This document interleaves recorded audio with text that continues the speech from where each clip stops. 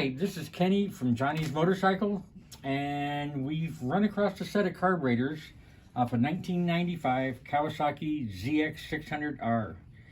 Now these carbs are the same 95 or 96, and incredibly, this is how we got them. We didn't clean them up or anything. The bowls are like brand new. Everything's intact. The jets are free and clear. Come with number 35 pilot, and I forgot the main jet size, and the main jet was 150. I believe that's stock. Everything looks good. They're not rebuilt.